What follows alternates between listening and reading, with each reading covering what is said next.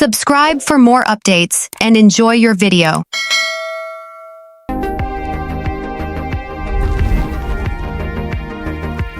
Hi guys, welcome to another episode of Ultimate Bucket List, and on today's show, I'm going to be showing you around Buckingham Palace. And, unlike some of the other YouTube fraudsters out there, I'm actually going to show you around the inside. No, really.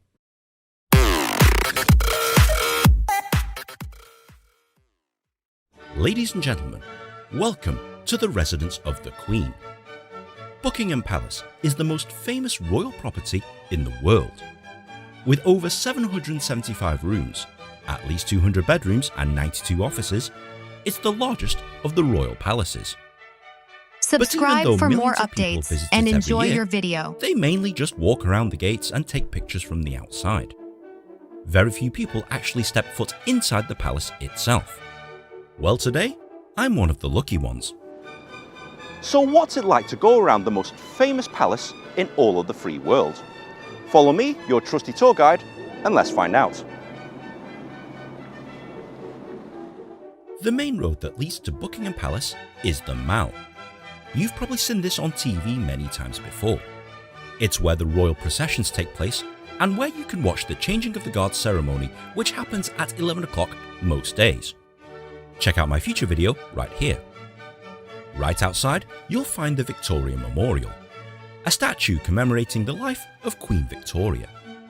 It's cool to check it out before the tour, and it affords you the best spot to take pictures and videos of the palace. What you're seeing right now is known as the east front of the palace. Contrary to popular belief, the Queen isn't behind that window over there. The only time she does venture here to the east front is to stand on the balcony to wave to the public. Speaking of which, look up at the flagpole over there. If the royal standard is flying high, it means that she's actually here.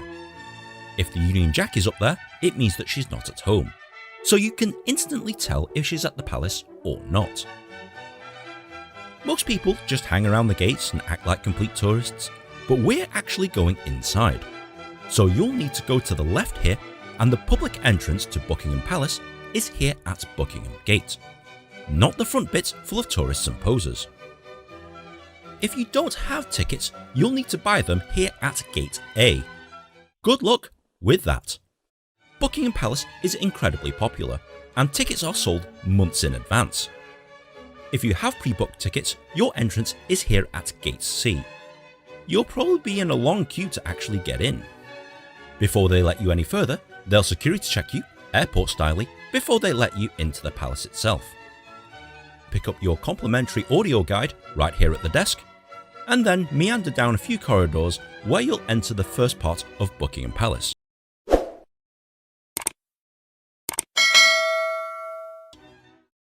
This is the quadrangle. This is basically the courtyard of Buckingham Palace. As you can see from the videos here, quite a lot of it is under reconstruction at the moment, so it's nothing really to write home about. But then you'll head into what's known as the Grand Entrance.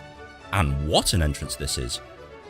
This is the place where you will officially enter Buckingham Palace as an official invited guest. Full of crimson red and gold and white everywhere. You'll then get led up the grand staircase, and once again, it's a pretty amazing staircase. Many of the world's most important people have come up these stairs, and it's pretty surreal to actually follow in the footsteps of former kings, presidents, and heads of state.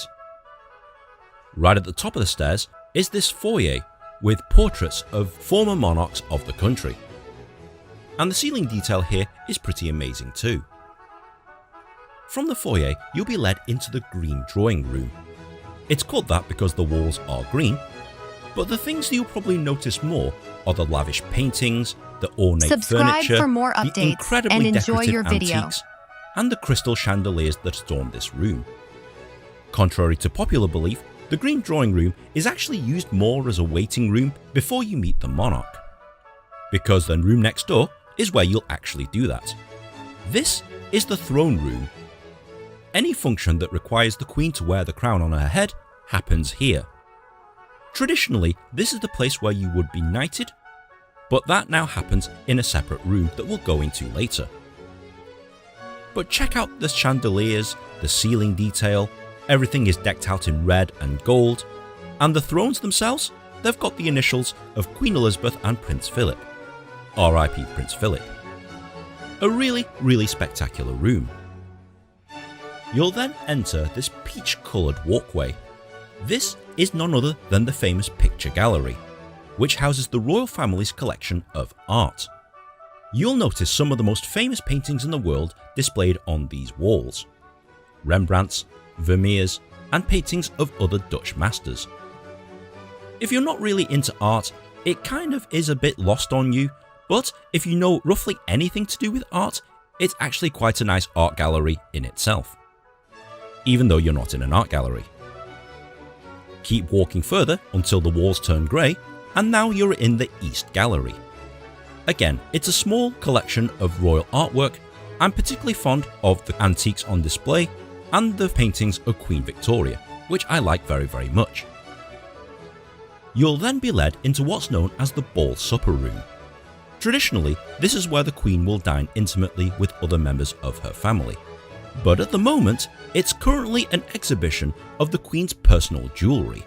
You'll get to see many things, such as the Girls of Great Britain and Ireland tiara, but the most famous piece that you'll probably see here for more is the updates diamond and diadem. enjoy your video. This is the Queen's personal crown that she wears for the opening of Parliament and anywhere where her official portrait is required, such as on postage stamps and on our money. It's a nice exhibition of the Queen's personal jewellery. But once you exit the Ball Supper Room, you'll enter the largest and grandest room here at Buckingham Palace. This is the Grand Ballroom. Traditionally built as a ballroom for dancing and parties, it's now more used to entertain dignitaries from around the world. So if a royal banquet is happening, it will usually be hosted here. As you can imagine, it takes a whole army of people to prepare this place for a state banquet. But there's one other important thing that happens here. Right at the end of the room, you'll notice 2 chairs and a lectern, because this is the place where investitures happen, i.e. where you are knighted by the Queen or a member of her royal family. And this happens literally right here. So if you are being knighted, the procedure is thus. You'll be called forward where you will turn and face the Queen. You'll need to bow or curtsy if you're a lady, before kneeling with your right knee on the stool here. She will tap you with a sword on the right shoulder and left shoulder before telling you to arise, announcing your name, and she will award you with your award. She will then make small talk with you for about 10 to 15 seconds before shaking your hand. You retreat back 3 steps, bow or curtsy again before exiting stage left. And there you have it, from commoner to knight in less than a minute. Not that any of these bored-looking tourists are aware, which is a shame. You'll then come across what's known as the State Dining Room. The biggest thing you'll notice is the red walls, the white and gold everywhere, and the fact that this is the room that the Queen personally likes to dine in herself. The ceiling detail is very unique, and spend some time looking at absolutely everything in here. It's an amazing room. The next up is the Blue Drawing Room, which doesn't really look all that blue. Because of the amount of crystal and gold and white and marble on display, it doesn't look very blue at all, but if you look carefully, this room is used to entertain groups of dignitaries. At the end of the Blue Drawing Room, you'll find the Music Room. Even though it's called the Music Room, and there's a grand piano on display right in the middle, it's actually more used for the christening of royal babies. So in theory, this should be called the Christening Room, but what do I know? But if you're meeting the Queen one-on-one, face-to-face in private, this will happen right here at the White Drawing Room. This famous room, decked out in white and gold, is the spot where the Queen will generally meet with very important people, such as the President of the United States and monarchs of other countries.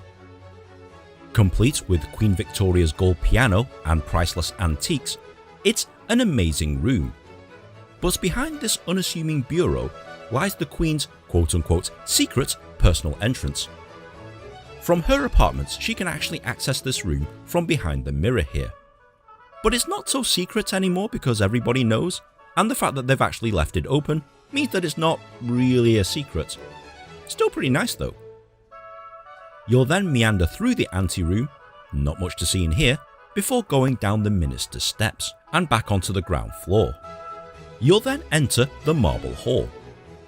And as the name suggests, it's full of marble statues and artwork. It's a very nice hall indeed that leads to the final room that you'll see here at Buckingham Palace, the Ballroom.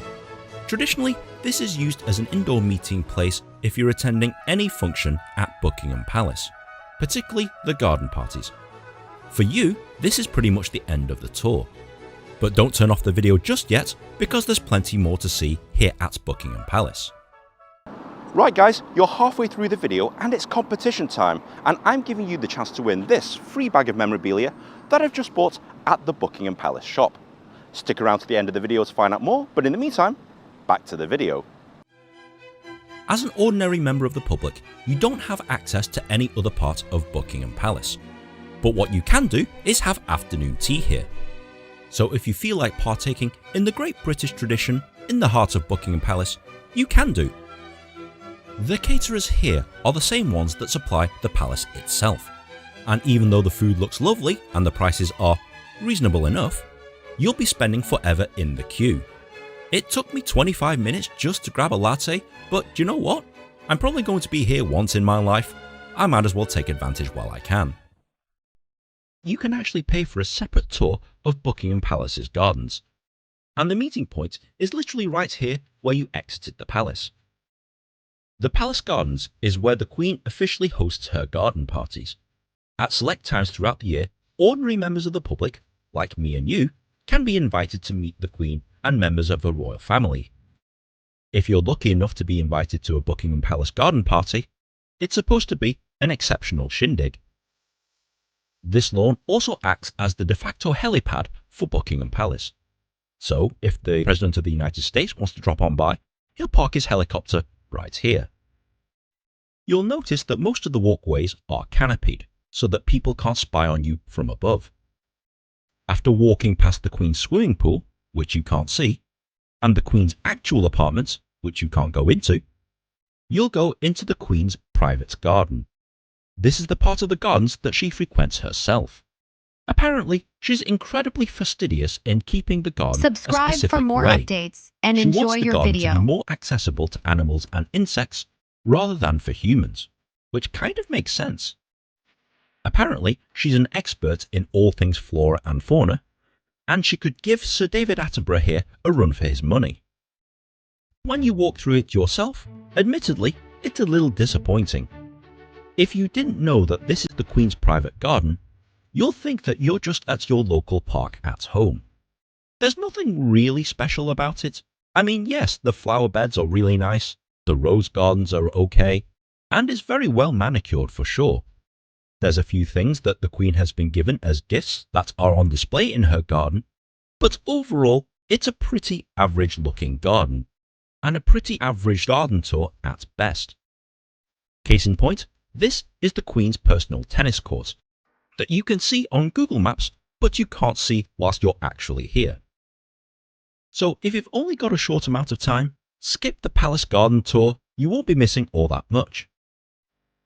Before you leave Buckingham Palace for good and, oh, hello beautiful girl, 2 beautiful girls, oh great, where was I? Oh yeah, before you leave Buckingham Palace for good, check out the Buckingham Palace shop. You can buy royal themed gifts, like Buckingham Palace port wine, which is actually made in Portugal, kitchenware, jewellery, and all the typical touristy tack. You'll actually walk through the palace gardens to exit anyway, which kind of smart that I just paid for a tour of it, and you'll be let out on the street around the corner from the Queen's Gallery. This is the royal family's personal collection of artwork, and they have new themed exhibitions every few months. As you can tell from these clips, it's currently Japan themed, so these are all art and artifacts that the royal family have received from the country of Japan. Once you go in, you'll be security checked, again, before accessing this lovely staircase where you can pick up your free audio guide. And don't get me wrong, I do like Japanese art and history, especially as it pertains to weaponry such as samurai swords, which I have my own collection of. It's all very nice. but it's got nothing to do with the royal family other than the fact that they own this stuff. If you've come all the way to London to experience royal attractions, you might be a little disappointed with the Queen's Gallery. Hopefully next month it'll have something a little bit more relevant. When you go down the stairs, you'll probably find more relevancy in the actual gift shop, where you can, once again, buy lots of royal themed paraphernalia and, oh my goodness, how much is it for a teapot? Yikes! But your day at Buckingham Palace isn't finished there, because down the street from Buckingham Gate lies the Royal Mews. This is where all the Queen's horses and all the Queen's carriages are located. And most tourists generally avoid going in here, but it's definitely worth checking out. You'll get to meet some of the Queen's horses. This is Castle Jordan, and that over there is Meg. Shut up, Meg. You'll see where they get trained, and you'll see where everything is stored. Now you can guide yourself around the Royal Mews at your leisure if you want, using the free of charge audio guide. But if you've got a bit of time, hang around and take part in one of the many guided tours that happen during the day. This tour guide right here, his name was Phil. Subscribe for more updates and enjoy your video. He was excellent, and if you do come here, look out for him and his guided tour. The tour guide will show you around the royal family's collection of carriages, such as the semi-state landau, which is used to transport dignitaries other than the royal family, the Irish state coach, the personal coach of Queen Victoria, the Scottish state coach, which is the one the monarch rides when they're in Scotland, the Queen Alexandra state coach, which is primarily used to transport the crown jewels, the glass coach. It's a bit of a misnomer because it's mainly used for royal weddings, specifically to transport the bride. And in a room all by itself is the Queen's Diamond Jubilee coach. This is the preferred coach of Queen Elizabeth II. This coach looks like a relic, but it has modern technology. Hydraulic suspension, air conditioning, CCTV cameras so that the Queen can spy on you, and all of the other things that a typical royal carriage has. Gold leafing, crystal lanterns, diamond encrusted handles, you know, the usual.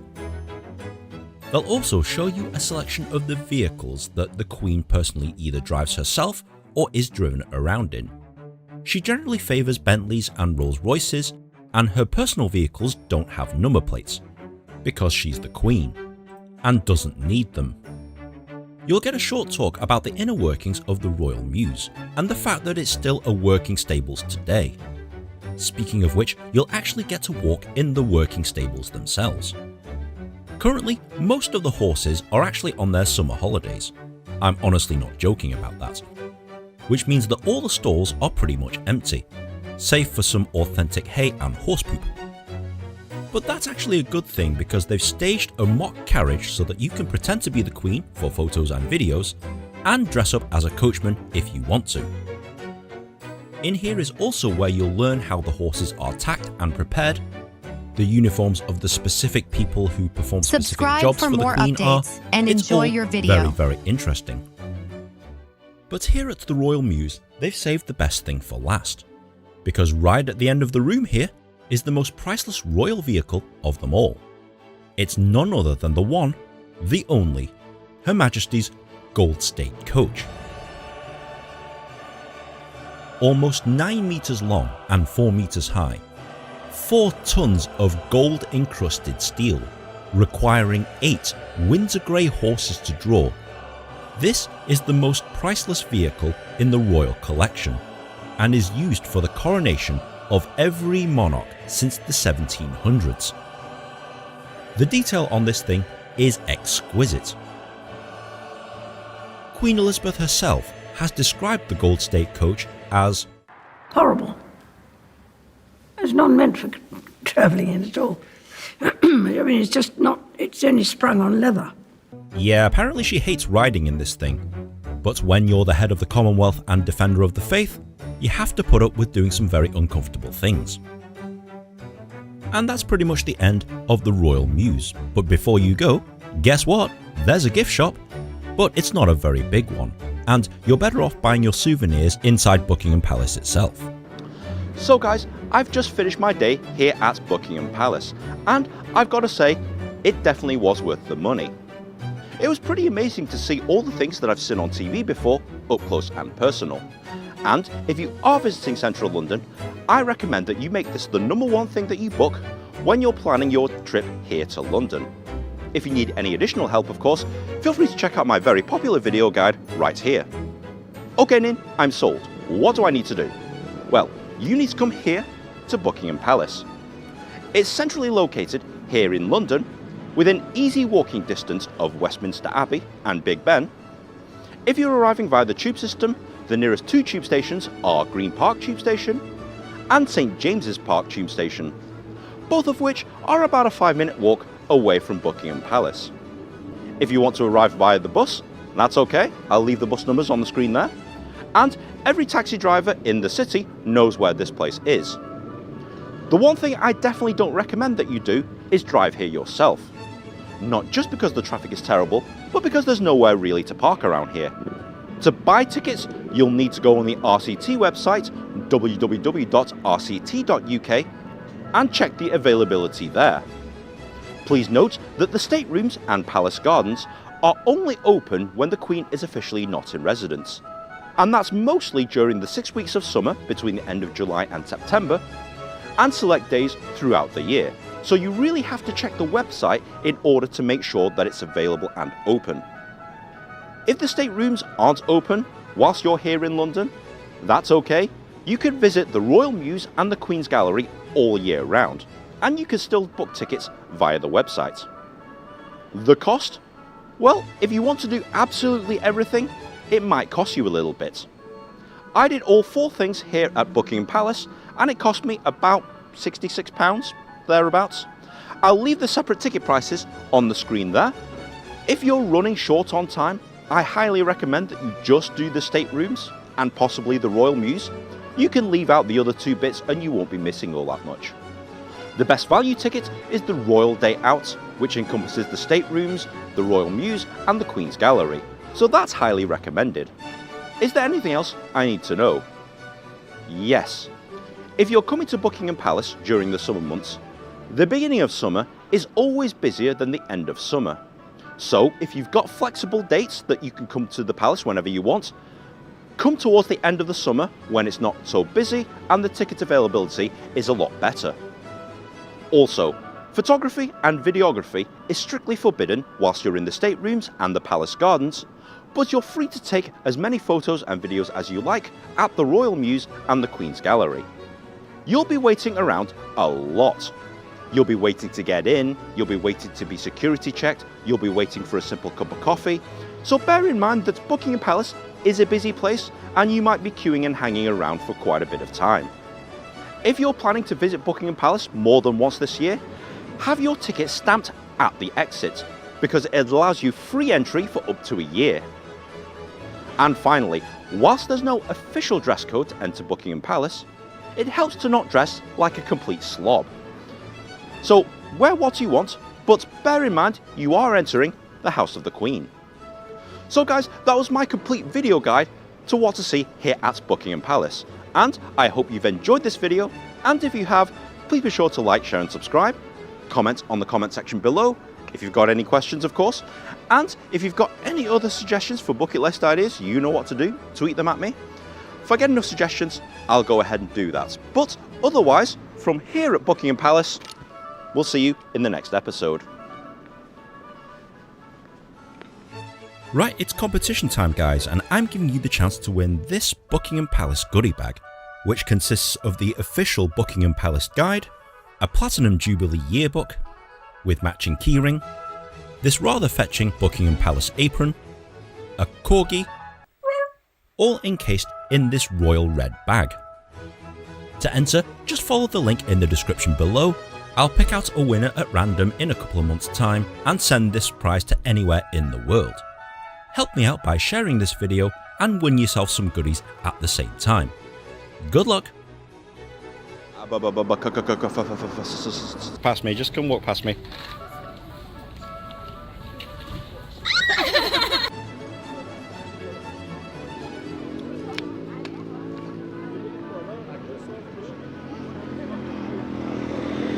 What a dick.